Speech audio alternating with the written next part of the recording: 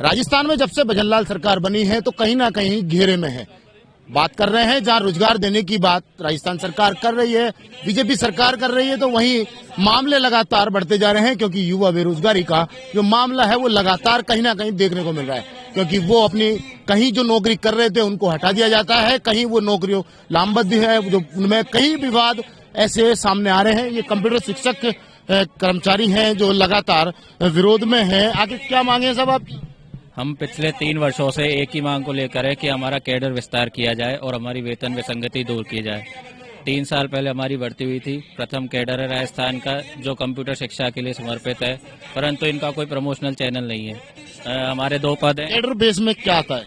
Cadre में 2 पद है हमारे, पहला BCI, दूसरा SCI। BCI 9वीं 10वीं कक्षा का अध्यापन कराते हैं और SCI 11-12 का, परंतु BCI की ग्रेड पे केवल 2800 है और SCI की 3600। उससे आगे हमारे लिए ना कोई ग्रेड पे ना कोई पद है। मतलब स्टार्टिंग सैलरी क्या है?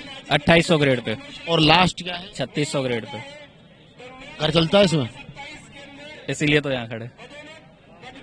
ये देख सकते हैं जो सैलरी है वो इनके मुंह से आपने सुनी है। आखिर किस तरीके से ये पेट पाल सकते हैं? अब सरकार की नीति क्या है युवाओं को रोजगार देने की? क्योंकि ये मेरे सामने वही युवा है जो रोजगार के लिए यहाँ खड़े हैं।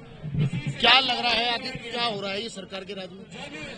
देखिए, पिछले 3 साल से शिक्षा विभाग में कार्यरत कंप्यूटर अनुदेशक अपनी इन 2 मांगों के लिए, जो हमारी प्रमुख मांगे हैं, कैडर विस्तार और वेतन विसंगति, इनके लिए प्रयास कर रहे हैं, संघर्ष कर रहे हैं, पर अभी तक हमारी कोई सुनवाई नहीं हुई है। जबकि हमने राजस्थान के लगभग प्रत्येक MLA को हमने ज्ञापन दिया है, बहुत सारे मंत्रियों को हमने ज्ञापन दिया है, पर अभी तक उस पर सरकार ने कोई संज्ञान नहीं लिया है। तो हम लोग मीडिया हाउस के द्वारा सरकार से ये आह्वान कर रहे हैं कि इन दोनों मांगों पे ध्यान देकर इनका समाधान किया जाए। कितने लोग होंगे ये टोटल कितने में? इसमें हमारे लगभग 6500 अनुदेशक पूरे राजस्थान में कार्यरत हैं और लगभग 3500 पोस्ट खाली पड़ी हैं। 3500 पोस्ट खाली पड़ी हैं पर उनको भर नहीं रहे। हमारी एक अन्य मांग ये भी है कि स्थानांतरण के साथ साथ नए पद सृजित कर नई भर्तियां निकाली जाएं, जिनसे कि कंप्यूटर शिक्षा गांव के हर बच्चे तक ये कंप्यूटर शिक्षा पहुंच पाए। ये देख सकते हैं 3-3.5 सीटें खाली होने के बावजूद ये कार्य शिक्षक हैं जो कंप्यूटर पे लगातार इनकी नॉलेज एक्सपीरियंस, आखिर उन सीटों पे इनको लगाया क्यों नहीं जा रहा है? आखिर सरकार चाहती क्या है? क्या नाम है साहब आपका? डिम्पल अग्रवाल। क्या लग रहा है आपकी बातें मानी जाएगी? हम लोग कोशिश कर रहे हैं, बाकी फैसला सरकार का है। हम लगातार कोशिश करते रहेंगे जब तक कि सरकार नहीं मांग ले। अगर सरकार नहीं दे तो कोशिशें जारी रहेंगी, किसी न किसी दिन तो होगा ही।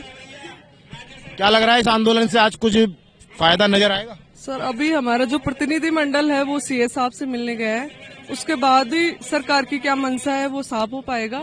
अगर सरकार नहीं मानती है तो हम कहीं और रास्ता अपनाएंगे और आगामी दिनों में भी कोई धरना प्रदर्शन या जो भी तरीके हैं हमारे वो सब हम अपनाएंगे। डेलीगेशन गया हुआ है, अभी अभी आया नहीं है। CA साहब से मुलाकात हो रही है।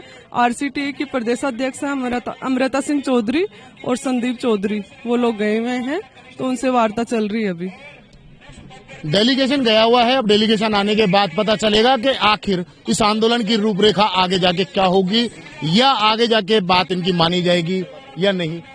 क्या लग रहा है वैसे पूरी रणनीति में क्या नजर आ रहा है? देखते हैं, अभी हमारा डेलीगेशन मिलने गया हुआ है CA साहब से, उसके बाद आगे की रणनीति बनाएंगे।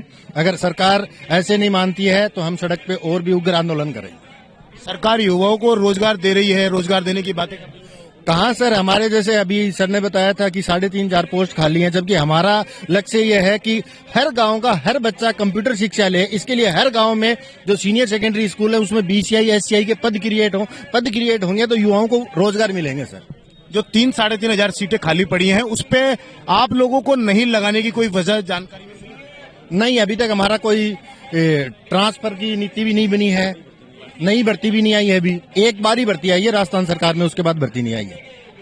क्या लगता है ये ठेका प्रथा इस देश को क्या देने जा रही है? इसके बारे में तो सर क्या ही बताऊं। हमारे तो एक पहले जो भर्ती निकली थी हमारी संविदा पे ही निकली थी, लेकिन हमारे साथियों ने और हमने जब संघर्ष करके इसको परमानेंट करवाया, परमानेंट करने के बाद ये एक भर्ती निकली, उसके बाद इसमें पद भी 2 ही क्रिएट हुए हैं, बीसीआई, एससीआई, आगे कोई प्रमोशन चैनल नहीं है। थर्ड ग्रेड के भी थर्ड ग्रेड से सेकंड ग्रेड पे पदोन्नत होता है, सेकंड ग्रेड से फर्स्ट ग्रेड पे भी होता है, लेकिन बीसीआई, एससीआई कहाँ जाएगा? बीसीआई लग गया तो बीसीआई से रिटायर हो जाएगा, एससीआई लगेगा तो एससीआई से रिटायर हो जाएगा। तो हमारी सरकार से मांग है कि हमारा कैडर विस्तार किया जाए और हर गाँव में, हर सरकारी स्कूल में एक कंप्यूटर शिक्षक का पद क्रिएट किया जाए, जिसे युवाओं को रोजगार मिले और हर गांव का बच्चा शिक्षित हो।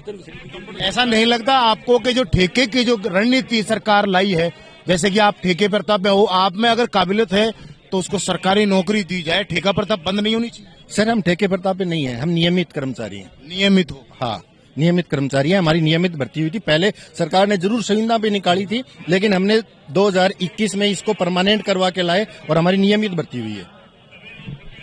अब देखना ये होगा, जो डेलीगेशन गया है सरकार के अधिकारियों से मिलने, अब देखना ये होगा कि क्या इनके लिए खुशखबरी आती है या फिर आगे आंदोलन की तैयारी। कैमरामैन घनश्याम मिश्रा के साथ मोहम्मद नफीस, जयपुर से।